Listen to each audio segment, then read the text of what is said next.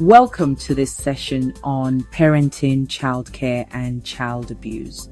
This presentation explores how we can nurture children, avoid harmful practices, and align with good wisdom as the ultimate parent. Parenting, childcare, and child abuse, three topics with a thin line between them. With a clear line, together, we can raise children in love, wisdom, and safety. Parenting means putting your child's best interests first, meeting their basic needs. It is food, safety, sleep, but it is also love, guidance, and consistency. Children do not just hear what we say, they absorb how we live. Now, childcare. High-quality childcare ensures children thrive in the home and school environments. It builds confidence, social skills, and a sense of safety. The right environment does not just watch children, it nurtures them. Child abuse is the maltreatment of children through harm, neglect, or failing to act to prevent harm. It is our responsibility to recognize, to prevent, and act against it. Here's the truth. There is a thin line with parenting, childcare, and child abuse, crossing the boundary from discipline to abuse. Care can slip into abuse. Discipline can slip into punishment. Being firm can slide into being harsh. The difference is intention. Parents must remain self-aware and mindful of their reactions. Am I guiding or venting? Am I teaching or taking out my stress? A powerful reminder is the tragic case of Victoria Climbié. She was a child who could have been saved if adults had recognized and acted sooner. A reminder that failing to act can lead to devastating consequences.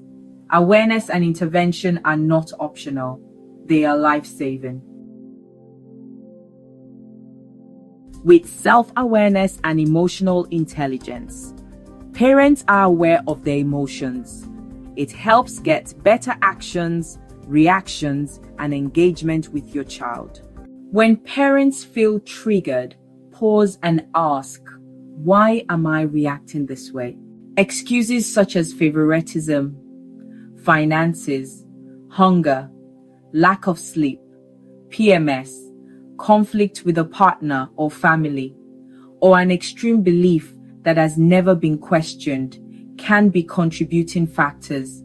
Naming the emotion helps identify your own emotions. Create space between the feeling and reaction, and in that space helps you guide your child with patience and empathy. Children still need consequences, but they must be reasonable, measured, and rooted in love. Sometimes that is a reward for effort. Sometimes it's a restriction that fits the misstep. This should be followed by taking reasonable action, asking yourself, is my response proportionate? Would I have wanted to be treated this way when I messed up? If the answer is no, apply fair and thoughtful actions in your parenting.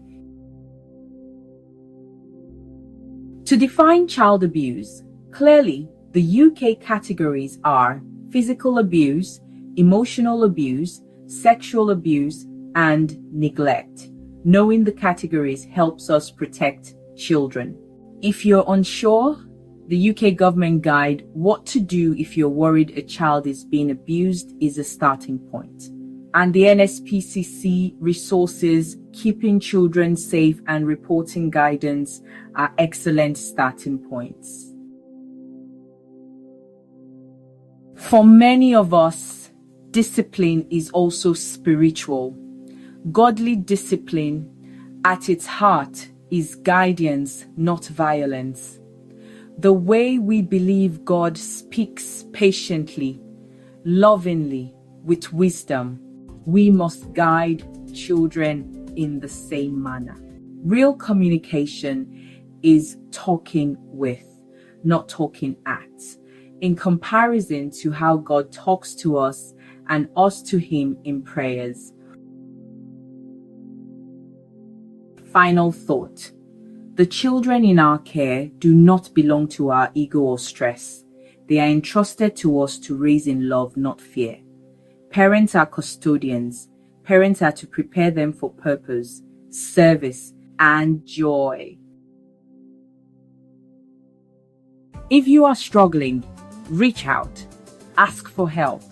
Protecting a child is always the right decision, and every small, loving choice you make today shapes a safer tomorrow.